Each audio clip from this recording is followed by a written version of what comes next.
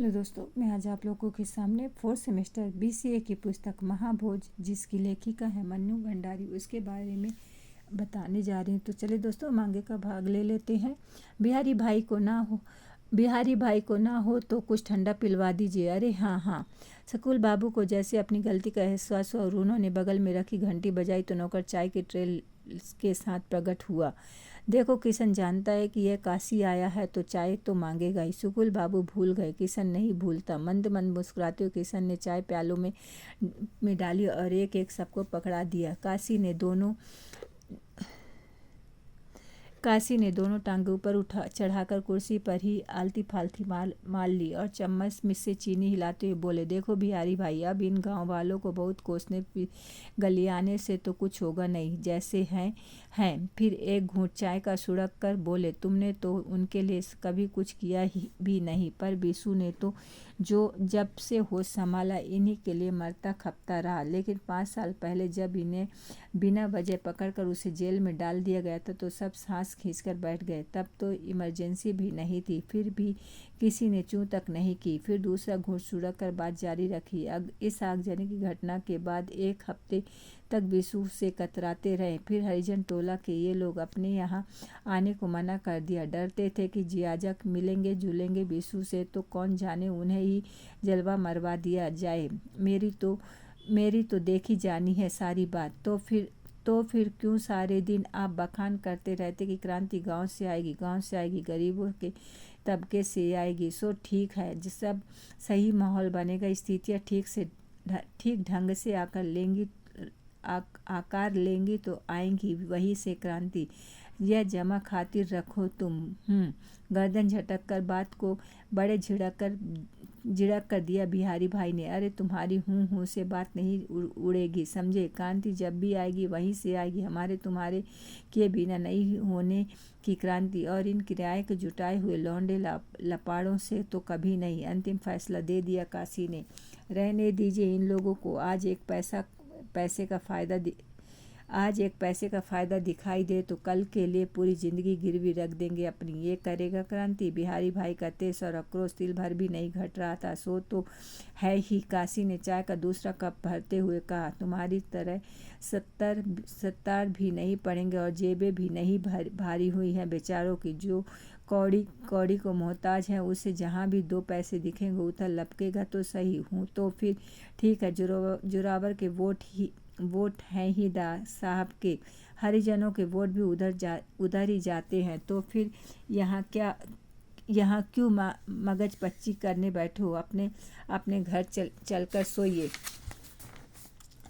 मजे से कह 4 साल बाद आँख खोल लेना। सारी बात का उपसंहार करते हुए बिहारी भाई ने कहा और शरीर को एकदम ढीला छोड़कर पीठ को सोफे पर टिका दिया। इतनी देर से सुकुल बाबू चुपचाप इन दोनों की बहस सुन रहे थे, अब एकदम भड़क गए। क्यों बेकार की छोटी छोटी बातों का समय बर्बाद कर रहे हो। यह बताओ कि रैली की तैयारी कैसी हो रही है। 4 दिन बाद चाहे और जहाँ ज़्यादा ले लो, पर बस यह रैली ऐसी होनी चाहिए कि तहलका मच जाए। सारे हरिजन और खेत मजदूर मौजूद हों। उसमें औरत बच्चों के साथ बहुत ज़रूरी हो गया है। अब यह काशी से कहिए, वे ही करेंगे इंतजाम। एक रूठे हुए बच्चे की तरह बिहारी ने भाई से कहा तो जोर से हंस पड़े। काशी हंसते हुए बोले, भारी कोप है हम पर बिहारी भाई का। फिर जरा ठहर कर बोले, देखो सुकुल बाबू, राजनीति हमारी विचार शून्य तो थी ही, उधर कुछ सालों ने आचार शून्य हो गई है। पर राजनीति के नाम पर यह मारपीट हुड़दंग मचाने वाली गुंडागर्दी हमारे बस की नहीं। साफ कह देते हैं हम। दोनों हाथ झटक कर अपनी स्थिति साफ कर दी काशी ने। पिछले चुनाव में तो यही सब किए रहे बिहारी भाई, क्या मिला। हार और बदनामी। फिर आप तो हफ्ते भर से वहाँ जमे हुए हैं और कौन सी आचार वाली राजनीति की है बताइए। तो सुकुल बाबू को दास साहब को सभा का इंतजाम करवाते रहे। आहत नहीं रहे तो काशी, बल्कि आनंद ले रहे बिहारी भाई की इन व्यंग्योक्ति का। हंसकर बोले, अरे दास साहब कि सभा में तो आने वाले लोग कम और इंतजाम करने वाले लोग ही ज़्यादा थे। हम क्या इंतजाम करते हैं, पर वहाँ बैठे तो थे तो क्या किया। तो किया कुछ जरूर हमने भी, और ठोस ही किया। सुकूल बाबू के चेहरे पर स्पष्ट कौतूहल उभर आया और बिहारी भाई चहककर भी उदासीन नहीं रह सके। पूछा, किसी ने? कुछ नहीं, पर दोनों की उत्सुक नजरें काशी के चेहरे पर टिक गई। देखो, जोरावर वाले वोट ही सबसे बड़ी ताकत है दास साहब की। 35% सॉलिड वोट, एक नहीं टूटता इनमें से। और क्या, सो तो है ही। इन्हीं के चक्कर में तो इंसानियत को सूली पर चढ़ा रखा है उस गीता के भक्त और बापू की औलाद ने। पर तुम उसमें क्या कर लोगे? बचे हुए 65% वोट दिलवा दोगे अपनी आचार वाली राजनीति से या मुख विरोध से? खींच और कुड़न जरा भी कम नहीं हुई बिहारी भाई के स्वर में से। नहीं, उसमें से भी 20-25% तो ले ही जाएंगे दास साहब इस योजना के चक्कर में। पर हाँ, इससे ज़्यादा वोट नहीं मिलेंगे, ले जा पाएंगे। इन सब के जमा खातिर रखो तुम। सो भी बहुत जोर मारा। वो इंतजाम हम कर दिए। और अपने इंतजाम से बेहद संतुष्ट होकर उन्होंने डिबिया में से 2 पान निकाले और बाएं गाल में दबा लिए। उंगली से जरा चूना भी चाटा। 35 जमा 25, सीधे से हिसाब के बाद जमा खातिर रखने के लिए बचा ही क्या था। सो बिहारी भाई ने शरीर पर फिर सोफे की पीठ के हवाले किया। लेकिन सुकूल बाबू समझ गए कि काशी के पास है जरूर कुछ कहने के लिए, पर अपनी आदत के अनुसार कहेगा टंगा टुंगू कर ही। उन्होंने स्वर में आदेश का पुट घोलते हुए इतना ही कहा, काशी, हमने जोरावर को तैयार कर लिया। खड़ा होने के लिए आखिरी दिन अपना नामांकन पत्र भरेगा। एक धमाका सा करके पीक थूकने के लिए काशी भीतर चले गए। सुकूल बाबू और बिहारी भाई अवाक। काशी की इस बात पर विश्वास किया जा सकता है भला? दास साहब के बूते पर जोरावर मनमानी करता है और जोरावर के बूते पर ही तो दास साहब अपने गांव के पांव के नीचे जमीन महसूस करते हैं। जोरावर विरोध में खड़ा हो गया है भला? काशी लौट कर आए तो सुकूल बाबू ने पूछा, तुमने तैयार किया खड़ा होने के लिए? और हो गया। हम खुद नहीं गए उसके पास, हमने तैयार करवाया उसे। मालूम नहीं कि इन 2 घटनाओं के बाद जान फंसी हुई है उसकी दास साहब की मुट्ठी में। यही तो समझाया उसे कि यही रहा तो जिंदगी भर गुलामी करनी पड़ेगी उसे दास साहब की। पैसा भी दो और अंगूठे के नीचे भी रहो। एक बार जीतकर विधानसभा में पहुंच जाए, फिर दास साहब को मुट्ठी में रखना। बस बात गले उतर गई उसके गले उसके। फिर थोड़ा रुक कर बोले, जाट आदमी है, ऊपर से पैसे ने भेजे में गर्मी भर रखी है। बुरी तरह गुलामी करना तो दूर, गुलामी की बात भी रास नहीं आती उसे। फिर दास साहब की इस घूरने वाली योजना में बहुत भड़का हुआ है। समझा दिया उसे कि दास साहब जड़ काटने पर लगे, जितना फ़ायदा उठाना था उठा लिया हूँ। पूरी तरह विश्वास ना होने पर भी दिमाग का आंकड़ों में उलझ गया। सुकूल बाबू का स्थिति का नया नक्शा उभरने लगा मन में। पर बिहारी भाई बिल्कुल तटस्थ हैं सारी स्थिति से। ना विश्वास जम रहा है, ना कोई नक्शा उभर रहा। बस अब खेत मजदूरों और हरिजनों को अपनी तरफ करने का काम जोर शोर से करो। योजना का पैसा सरकार से ले लो और वोट हमको दो। पिछले चुनाव में जैसा हमारे साथ हुआ ठीक वैसा ही दास साहब के साथ करवा दो। इस बार हो भी जाएगा यह योजना ठीक है। बाकी बड़ी निराशा है लोगों में, बड़े दुखी हैं लोग इस सरकार से। लोगों में फैली निराशा की इस बात से बड़ी आशा जागी। सुकूल बाबू के मन में उत्साहित होकर बोले, अब एक ऐसी रैली करवा दो जैसी इस प्रांत में इतिहास में ना हुई हो। देखते रह जाएंगे दास साहब भी, पैसा पानी की तरह भी बहाना पड़े तो कोई चिंता नहीं है। सो काम बिहारी भाई का। पैसा देकर लोग जुटा देंगे ढेरों। आपके समय में इस काम की ट्रेनिंग बहुत अच्छी हुई है। इनकी किराए के लोगों की सभा रैलियों करवाने में माहिर है। पहली बार काशी ने भी जमाया बिहारी भाई को 2 डपट दिया। सुकूल बाबू ने वे नहीं चाहते कि इन छोटी सी बातों को लेकर किसी तरह का मनमुटाव इस समय हो। जरूरत है इस समय एक होकर और मिलकर काम करने की। बिहारी भाई को बढ़ावा देते हुए बोले, हाँ, तो इसमें तो कोई शक नहीं है। बिहारी भाई ने वो रैलियां और सभाएं करवाई हैं कि मैं खुद दंग रह गया। आज शाम की पार्टी की मीटिंग, सबके लिए साथ मिलकर योजना बना डालो और जुट जाओ। वैसे प्रचार तो हो ही रहा है रैली का भी। बिंदा को फोड़ सके तो काम आसान हो जाए। सुना है बिशु ने जो प्रमाण पत्र जुटाए हैं आगजनी की घटना के, वे अब जिंदा के पास हैं, पर हाथ नहीं रखने देता ससुरा किसी को।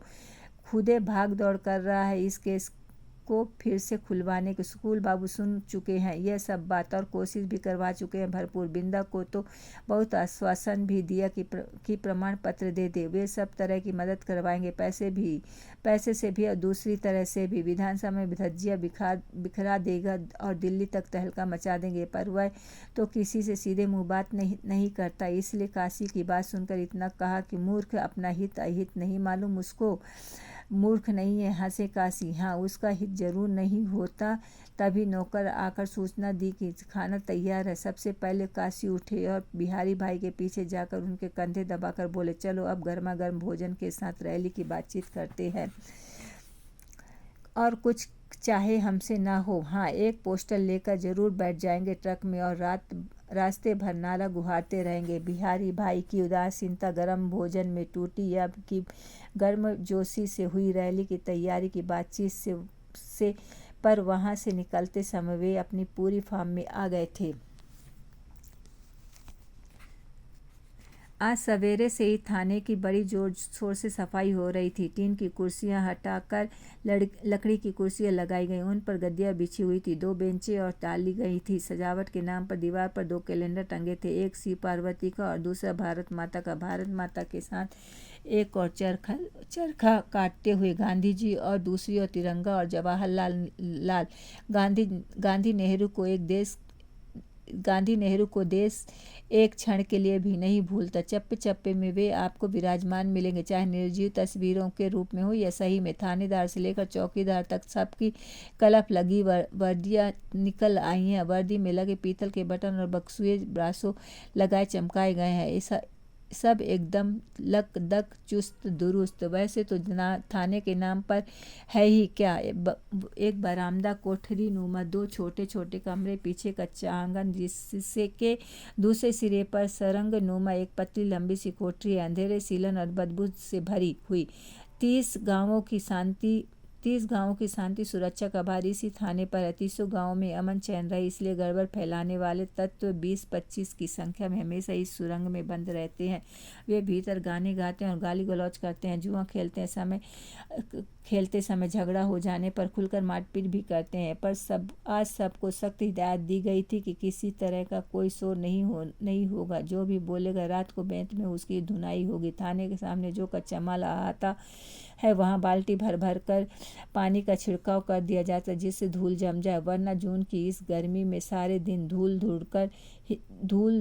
धक्कड़ ही उड़ता रहता है। यहाँ के लोगों को जो आदत है, पर शहर के लोगों को परेशानी हो सकती है। दास साहब के खास आदेश पर एसपी सक्सेना आ रहे हैं। खास कचहरी बैठेगी, शायद 2-3 दिन लग जाए। सबके बयान होंगे फिर गांव में खासी चर्चा है इस बात की कि दास साहब कहकर गए थे कि ये बयान लेने के लिए किसी बड़े अफसर को भेजेंगे। अब जिसको जो कहना है वो कहे, डरने की कोई बात नहीं है। सबकी बात सुनी जाएगी और उस पर गौर किया जाएगा। एसपी कोई मामूली आदमी नहीं है, बहुत बड़ा अफसर है पुलिस का। बड़े अफसर की नज़र भी बड़ी पैनी होगी, सब भांप लेगा। अब बिशु की मौत की असलियत का पता लगे, पहले की तरह गोल मोल होकर नहीं रहेगी। पहले ऐसी खास कचहरी बैठी ही कब थी। इस बार तो दास साहब ने खुद आदेश दिया। बात के सच्चे निकले दास साहब। यह नहीं कि कहने को तो कह दिया और बात आई गई हो गई, कहा तो करके भी दिखा दिया। लोगों के मन में बड़ा आदर जाग रहा है दास साहब के लिए, वरना गरीब के लिए कौन सोचता है इतना। आज जिन लोगों के बयान होने उनके पास थानेदार ने पहले ही सूचना भिजवा दी थी। जोगेश्वर साहू, महेश बाबू, हीरा बिंदा के बयान होंगे आज। महेश बाबू तो पढ़े लिखे आदमी है, बात की अहमियत को भी समझते हैं। वैसे बयानबाजी के इस मामले में वे बिल्कुल नहीं पढ़ना चाहते थे, पर बिशु रोज उनके यहाँ बैठता था, घंटों उनसे बतियाता था। जो पूछताछ उनसे होनी थी, थानेदार को भरोसा है कि चाहे अनखाते हुए ही आए, पर वे समय पर पहुंच जरूर जाएंगे। बाकी तीनों को ठोक बजाकर कह दिया कि 8 बजे ही थाने पर पहुंच जाए। इस खास कचहरी में गांव वालों को बेशुमार दिलचस्पी देखकर सख्त हिदायत कर दी गई कि सबको की भीड़ नहीं लगानी है थाने के पास। यह कोई नौटंकी का तमाशा नहीं है कि जिसे देखो मुंह उठाए देखने चला आ रहा है। पर इन गांव वालों को लाख समझाओ, भेजे में घुसती ही नहीं बात। 8 बजते बजते हीरा और जोगेश्वर के साथ 20-25 लोग आ गए। थानेदार ने झिड़का तो बोले, यहाँ दूर बैठे रहेंगे सरकार, बैठने दो। और वे थाने से दूर खुले मैदान में एक घने जंगल के पेड़ के छाया में झुंड बनाकर बैठ गए। कोई और मौका होता तो धकिया देता। थानेदार पर आज गम खा गया। ऊपर से आदेश हुआ कि किसी के साथ किसी तरह की कोई सख्ती न बरती जाए। ठीक है, उसका क्या, वह कुछ भी करेगा, कहेगा नहीं। इन देहातियों के से पाला पड़ेगा तो एक ही दिन में पता लग जाएगा। शहरी लोग भले ही नरमी से काबू में आ जाते हैं, पर ये देहाती भुच्चे डंडे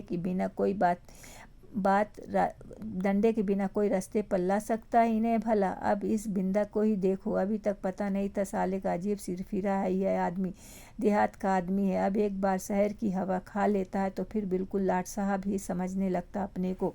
मेरी तो किरकिरी करवा कर रख देगा। थाने के हुक्म पर आदमी आए नहीं, थानेदार हुआ या रसाला। खैर छोड़ो, मेरा काम क्या है। सख्ती का हुक्म होता है तो मुझके बंधवा कर ले आता हूँ उस हरामी को। अब नरमी से बुलाए एसपी साहब खुद। 2 बार आए हुए लोगों को आगाह कर चुका है थानेदार, पर जैसे भरोसा नहीं हो रहा, तसल्ली नहीं हो रही, तो एक बार फिर गया और सख्त हिदायत दी। जैसे ही एसपी साहब की जीप अहाते में घुसी, बत कही एकदम बंद, बिल्कुल चुप। जिसका बयान होना है वही भीतर आएगा और एकदम इकला। बाकी लोग यहाँ से हिलोगे भी नहीं। समझे, यह नहीं कि भीतर से बयान हो रहा है और बरामदे में झुंड बनाकर मुंडियाँ निकाल कर ताक झांक कर रहे हैं। सहूर तुम लोगों को जिंदगी भर नहीं आने का, पर समझ लो एसपी साहब के सामने देहाती मामला नहीं चलने का। जो पूछे उसी का जवाब देना। इधर उधर की फालतू बात एकदम नहीं करना। एसपी के सामने फिर से बयान देना होगा। जब से यह सुना जोगेश्वर साहू का दिल तो तभी से धक कर रहा था। थानेदार की बार की हिदायतों से उसे लगने लगा कि जैसे उसके दिल की धड़कन ही बंद हो जाएगी। जिंदगी में कभी तो थाना पुलिस का काम नहीं करना पड़ा और आज सीधे एसपी के सामने ही खड़ा होना पड़ रहा है। बैठे बिठाए कहाँ की मुसीबत गले आ पड़ी। पता नहीं किस बुरी साइत में बिस्सू की लाश देख ली। तभी जीप की आवाज़ सुनाई दी। थानेदार एकदम अटेंशन की मुद्रा में खड़ा हो गया। एसपी साहब के उतरते ही एक कड़क कर थानेदार से लूट मारा। एसपी के साथ 3 कांस्टेबल भी आए। सक्सेना के माहौल को भांपते हुए चारों ओर एक नज़र दौड़ाई। नहीं किसी तरह के तनाव या सरगर्मी की गंध तो नहीं है हवा में। दूर बैठी भीड़ को देखकर पूछा, क्या इतने लोगों के बयान होने हैं आज? नहीं सर, बयान तो केवल 4 लोगों के ही होने। फिर जरा हिचकिचाते हुए कहा, तमीज़ बीनों को जुटाने के लिए सख्ती से मना कर दिया था, पर ये देहाती लोग हैं ना सर। हूँ। सक्सेना ने वाक्य पूरा नहीं करने दिया थानेदार को। सक्सेना के साथ आए कांस्टेबल ने जीप से फाइलें निकालकर अंदर मेज पर जमा दी और थानेदार बहुत अदब के साथ सक्सेना को भीतर ले आया। भीतर एक कोने में चाय का सारा इंतजाम था। बहुत कायदे वाला टी सेट, साथ में बिस्किट और नमकीन तथा मिठाई। सक्सेना जब बैठ गए तो थानेदार ने झुककर बहुत अदब से पूछा, पहले थोड़ा चाय पानी हो जाए सर। इस समय यह काम का समय है, चाय पानी का। सक्सेना के तेवर से भीतर ही भीतर पका गया थानेदार। जिनके बयान होने वे लोग आ गए। यह काम शुरू किया जाए सर। और सब तो आ गए, पर वो बिंदा है ना, थोड़ा हकलाने सा लगा थानेदार। वो क्या बताऊं सर, बहुत ही सिरफिरा आदमी है। 2 बार आदमी भिजवा कर कहलवा दिया था, पर नहीं आया हूँ। आप हुक्म करें तो पकड़वा कर मंगवा ले। खेत पर मिल जाएगा अपने। वे तो सख्ती ना करने का हुक्म था, वरना किसी के साथ किसी भी तरह की सख्ती नहीं बरती जाए, समझे। सक्सेना ने बहुत ही ठंडे लहजे में आदेश को एक बार फिर दोहरा दिया। उनके सामने भेजे में दार साहब का आदेश चिपका हुआ था। देखो सक्सेना, किसी के साथ जोर जबरदस्ती या सख्ती ना हो। मिठास से पेश आओ, लोगों में हिम्मत और हौसला जागे और वे अपनी बातें कहे बिना डर के खुलकर कहें। गांव वालों को लगना चाहिए कि उन्हें बोलने का पूरा मौका मिला। बहुत तसल्ली होती है अगर बात कहने का मौका मिले तो, और हमें लोगों का विश्वास जीतना है।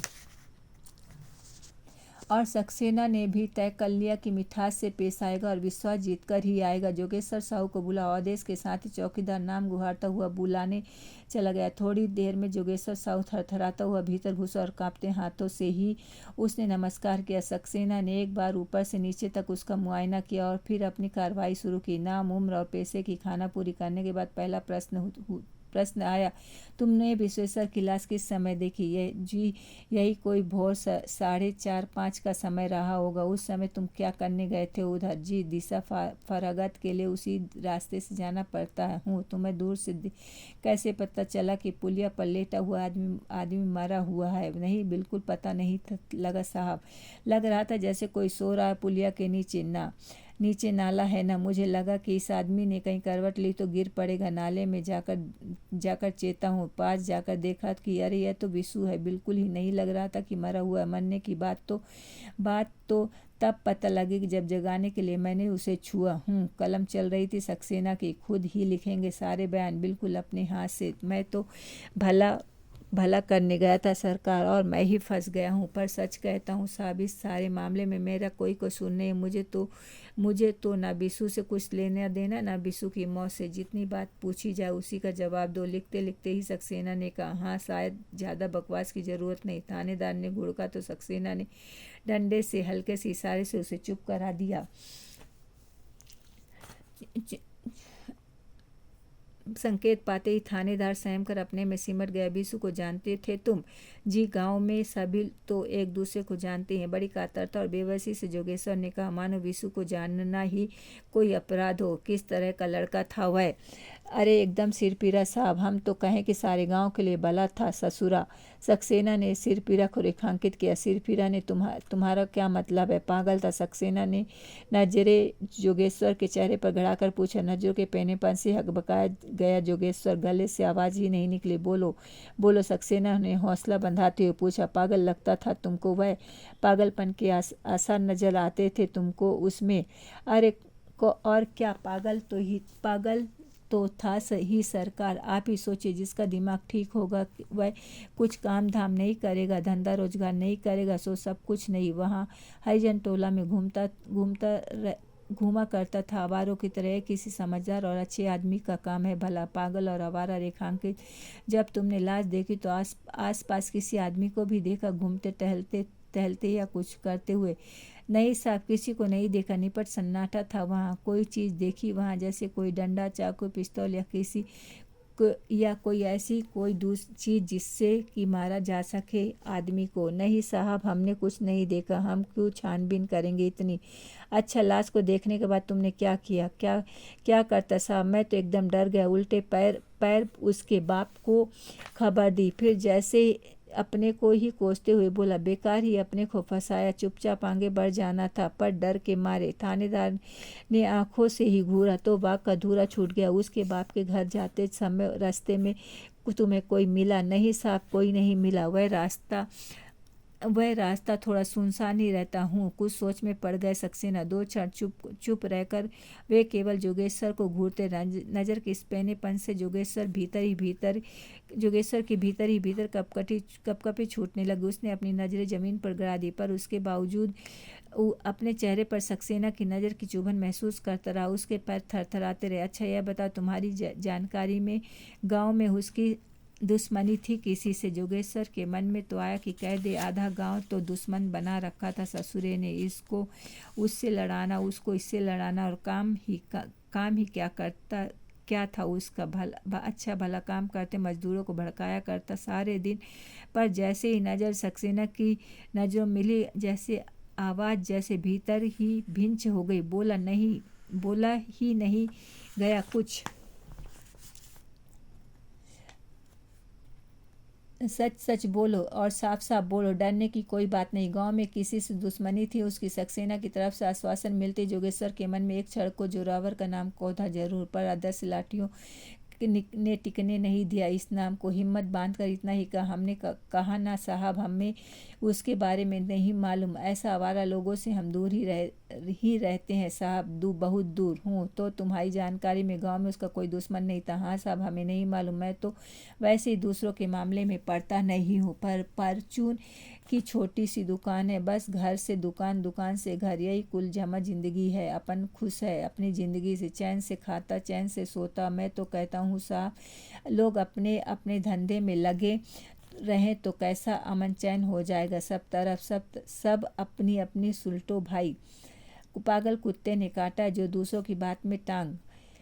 कुछ नोट करते करते सक्सेना का डंडा हवा में हिला। जोगेश्वर की जबान की लगाम खिंच गई। 1 मिनट सक्सेना यूं शून्य में देखता रहा, फिर कहा, अच्छा अब तुम जा सकते हो। पर गया नहीं। जोगेश्वर हाथ जोड़कर रिरियाता हुआ बोला, हम आपसे फिर कहते हैं, सरकारी इस मामले से कोई लेना देना नहीं है। आप तो हमारे माई बाप हैं, आपसे झूठ नहीं बोलेंगे, हम एकदम बेकसूर हैं। आप ही सोचिए साहब, इस नियम से पूजा पाठ करने वाले आदमी अपना, आप हमारा विश्वास करें। संकेत पाते ही थानेदार ने धीरे से बाएं पकड़कर जोगेश्वर को बाहर किया, पर बाहर जाते उसने बड़ी कातर और यातना भरी नज़रों से सक्सेना को देखा। थोड़ी देर तक सक्सेना कुछ लिखते रहे। जैसे ही उन्होंने फाइल पर से नज़र उठाई, थानेदार के चेहरे पर 2.5 इंच मुस्कान लपेटकर बर्फ़ का ठंडा पानी पेश किया। पानी पीकर गिलास वापस थमाते हुए उन्होंने कहा, कैसा आदमी है ये जोगेश्वर? एकदम गऊ सर, बहुत भला और शरीफ आदमी है। लड़ाई झगड़ा दंगा फसाद सबसे दूर, थोड़ा डरपोक जरूर है। जब से सुना है हूँ, सक्सेना ने अंकुश लगा लिया। तो दोस्तों, ये रहा आपका आगे का भाग। कमेंट्स करिए और सब्सक्राइब करिए। धन्यवाद।